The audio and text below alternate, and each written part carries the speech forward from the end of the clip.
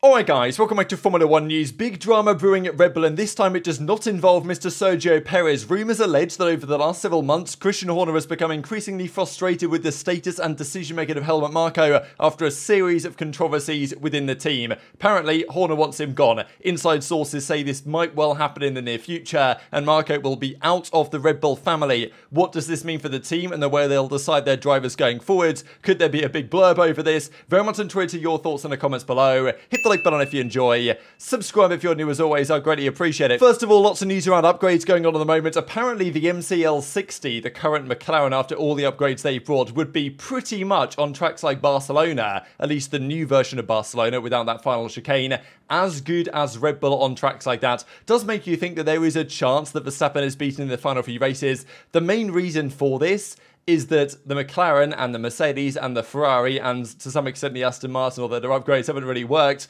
have moved the car forwards. Red Bull stopped doing much quite a while ago now, and that is probably the key reason why McLaren have made as much progress as they seem to have done. And yeah, the rumour is that Red Bull are managing the budget for next year's car, but nonetheless, it does mean that McLaren are optimistic, and it's a decent possibility that at least some race from now to the end of the season, the Red Bull isn't necessarily the fastest car at that particular circuit. And even McLaren say, despite how much progress they've already made, they think they can go further, develop more, maintain that speed of development. Verstappen reckons that Norris and Piastri are the best driver pairing on the grid at the moment, and it's well, it's difficult to deny that because Hamilton and Russell keep coming together in that Mercedes, and obviously Verstappen maybe doesn't rate his own teammate particularly highly, and well, can't maybe blame him over the last few results over the last several races. Haas also are bringing an upgrade to Circuit of the Americas, COTA, the Austin Grand Prix in Texas. Same with Mercedes, AlphaTauri as well. Few teams bringing upgrades here as they quite often do to this race. But at Haas, this is a big one. They've been working on this for a long time, and this needs to be a step in the right direction. They're apparently going to follow Red Bull's concept, and Steiner's even admitted that if these updates don't work, they're going to be compromised. They've wasted a lot of time and resources on this. It needs to show they're on the right path, and if it doesn't, Haas are going to be in a tough spot next year. It's the same for all teams bringing upgrades though. If Mercedes upgrades don't work, obviously it ain't looking good for them either because they clearly misunderstood something, but they're confident that's not going to be the case, and I guess you've got to be more confident Mercedes will get it right than Haas will get it right, but intrigued to your thoughts on that in the comments. Let's dive then into some of this Christian Horner versus Helmut Marko supposed beef behind the scenes at the moment. And I think this has been brewing for some time, especially since the passing of Red Bull founder Dietrich Mateschitz last year.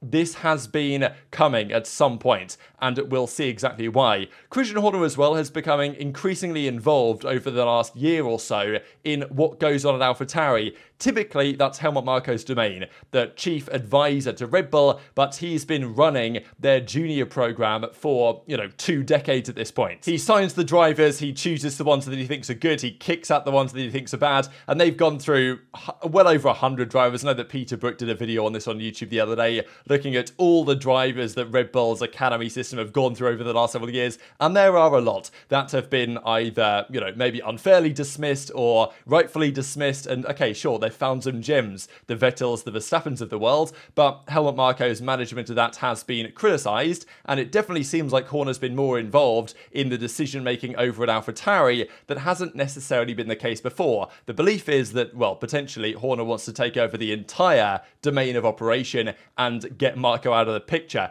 Now, of course, Perez has been a big conversation as well. Marko even said the other day that Perez effectively needs to change team or needs to kind of retire if he wants to get his form. Well, okay, he's not going to get his form if he retires, but he's basically saying that, yeah, it's not working for him right now in the team. Changes are necessary either from Perez to improve or from the team side. Then the rumour emerged that someone had heard somebody say that Perez had said that he was retiring and he was going to announce it in Mexico. Of course, the media straight on this, asking Perez the questions. He's going to get asked these questions in Austin as well, and he actually mentioned in a video interview yesterday that he has a contract with Red Bull for 2024. Next year, it's important to have a good year. I think I still have a lot to give. I hope and want to stay in Formula 1 for another 3 to 4 years. Now, of course, the body language experts are out enforcing this. You guys can see here as Perez is saying this, he's kind of got his eyes closed, he's fiddling with, scratching his nose, and the body language, they're not really experts, but you know what I mean? People were trying to read into this and say, oh, well, scratch his nose, sign that he's like anxious and he's not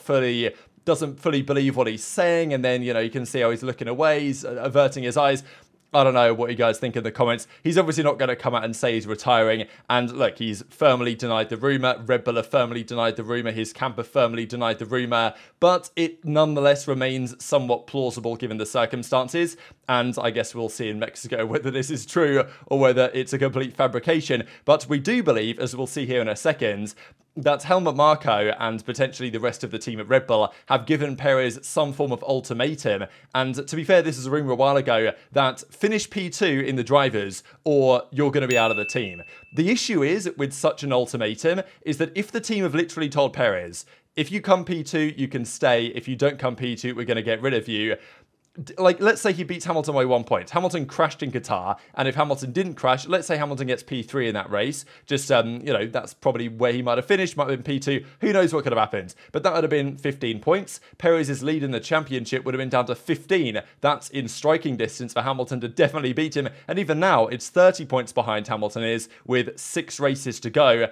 It's definitely plausible that Hamilton overtakes him. And let's say Hamilton closes up and finishes 1 point behind Perez. Congrats, Perez. Well done, mate. You've come second by a point. Do you think that's going to satisfy Red Bull? Like, not necessarily, right? I guess the idea here is finish P2 comfortably, and then you might stay. If you're not so comfortable, we might get rid of you. And if they're even giving this as an ultimatum to Perez, it kind of makes you think that they've already run the scenario through their heads as to what they're going to do to get rid of Perez, and yeah, this is the belief. Now, the article goes on to explain this. This is, it's interesting exactly where these sources are coming from, to be honest, but take it as you will. And the majority of the article talks about this ultimatum that he's going to be kicked out of the team, and Helmut Marko is going to be involved in that, or Ricciardo will come in, basically Ricciardo will come in his place if he doesn't finish second in the drivers. But there is more to it than just that. Actually, if we scroll further down in the article, you'll see what I thought was maybe even more interesting, which is this section, political fight. Helmut Marko in the spotlight. So this is Helmut Marko on the right, if you guys aren't familiar. I'm sure you are, because he's in drama all the time. He doesn't have a list of controversies, unfortunately, on his Wikipedia page, but it would be pretty endless if he did. Every couple of weeks, really, he's saying something kind of controversial, and it's entertaining for us who like to follow and commentate on the scene, but, well, some of the fans, some of the drivers that are underneath him might not be so happy with this. So the rumour is that this article alleges that there is not only the Sergio Perez issue emerging behind the scenes. In fact, it's been on the boil since the death of Dietrich Mateschitz in October last year, pretty much a year ago now. So his shares have gone to Mark Mateschitz, and also there's this guy called Oliver Mintzlaff who's come in to effectively run things, and he does not seem as partial to Marko as Mateschitz, Didi Mateschitz, the older guy, was to Marko, the original founder, of course, because they worked together. He was the right-hand man of Dietrich Mateschitz, and, well, he's not necessarily got the same relationship with the guys that are remaining there running the team. So there is tension between the head of Red Bull Racing, Christian Horner, and Helmut Marko, the group's consultant, but of course, he gets very much involved in the running of the team. There has been a struggle for power since the Tycoon's death, and Horner has been trying to get rid of Marko for some time to control the group's Formula 1 operation as a whole. The English director already has a great influence in AlphaTauri, as we just saw. He participated in most of the decisions about drivers and the recent change of directors, with Peter Bayer coming in. Franz Tost is going to go, of course. Even this I thought was interesting. Horner actually wanted to get rid of, or still wants to, get rid of Yuki Tsunoda. We heard that his position was under threat, a position that yields a check of 10 million US paid by Honda, something that Marko has tried to prevent to avoid future friction with the engine supplier, which has control over the mapping and configurations of power units. Very interesting political battle there, because Horner might see Tsunoda and think, look, Yuki is a solid driver, I don't think there's any doubt about it, but is he Red Bull material? Is he ever going to be a starting driver for the Red Bull Racing team? I don't think so, because if that was going to happen, it probably would already have happened. The fact that he's going to be like 4 years into AlphaTauri and hasn't been promoted yet, and Danny Rick's coming in and getting the call up first, makes you think that he's not going to be there for the long term. But he does bring in the Honda support, which is valuable, and given the fact that they do work with Honda on their engine for now, and okay, 2026, they're going to do their own stuff, but let's say it doesn't work out so well. Maybe they even want to ensure that the relationship beyond that could be rectified, at least, because with some Japanese companies, you know, culture and, let's say, respect is really important. And if that seems to have been disrespected, doing business can become increasingly challenging even in the longer term. They don't tend to forget so quickly. So this is Marko's angle. Horner has a different angle, but Horner wants to make these decisions. So now Helmut Marko's under the spotlight, and the future of the former Austrian driver within the Red Bull Group is due to be defined at a company board meeting scheduled for this week. And then also Oliver Mintzlaff, who's now coming after Dietrich Mateschitz's death, now also wants him gone, it seems. And that was the rumour that was coming out several months ago. So this is very interesting. Not everything is rosy in the kingdom of Milton Keynes, and Marko is at serious risk of losing his position within the energy drink manufacturers' teams in the biggest category of motorsport. And if it depends on Christian Horner, if Horner could make this decision on his own, the veteran's future will be far from Red Bull Racing and AlphaTauri. So that's where the article concludes, and you've got to wonder, how much is this to do with just differences of opinions over driver lineups and the fact that Marko's been heavily involved in a lot of their decisions, Red Bull, over the last several decades, really, since the team was initially founded, and Horner wants to have that control, wants Marko to be gone, probably doesn't have the power to do that on his own, but now he might have the support from Mintzlaff and others to make that happen. The other reason why Horner might want him gone is just because he's a massive PR liability. I mean, he's 80, right? Like, he's getting on a bit. He comes from a different time, and you might have thought that he could have retired a long time ago. But he obviously loves what he does. He loves, picking out the younger drivers, showing them through their career and picking the most promising ones. And sure, Verstappen, Vettel, as I mentioned, and some others have done well as a result. But his methods have been controversial, and his opinions are very much so controversial. Obviously, this is just one quote I found. As I say, you can go on, if you just type into Twitter like Helmut Marko controversy or Helmut Marko drama, you will find hundreds of articles over the last several years. The big one, of course, was this recently, where Helmut Marko made those comments on Sergio Perez, kind of attributing his lack of performance or lack of consistency to his nationality. The FIA then scrutinised him for this, criticised him heavily. I think he got an official warning or something, and all the other teams were all over this, and Marko, himself had to kind of apologise and say, I'll only talk about sporting matters. Christian Horner himself then had to come out to the media and be like, yeah, well, a bit of a misunderstanding. Like, I'm sure Horner doesn't like having to do PR defence for Marko every other week, because he's always saying something. And let's not forget, his decision-making has also caused some friction as well. We actually heard that Horner was not keen on Nick de Vries. He did not think Nick de Vries was the man for the job. Turned out he wasn't. And Helmut Marko actually said to the press, like, yeah, Horner never wanted this guy. I was wrong. I'll admit that I was wrong. But again, another disagreement.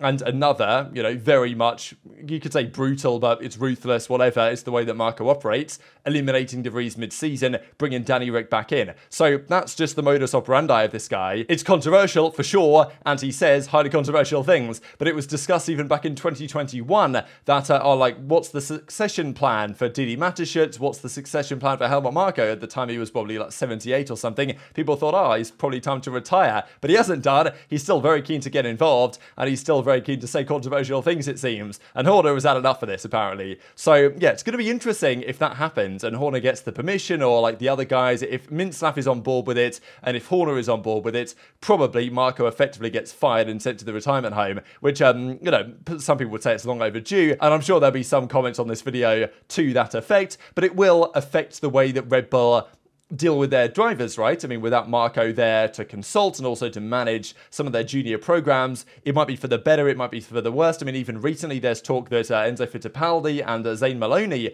two pretty promising drivers in their junior program, are going to get axed, despite the fact that I thought Zane Maloney especially was pretty impressive this season, to be honest. Very young driver from Barbados. Apparently he's going to be gone, and again, it's like, is Marko making the right decision there?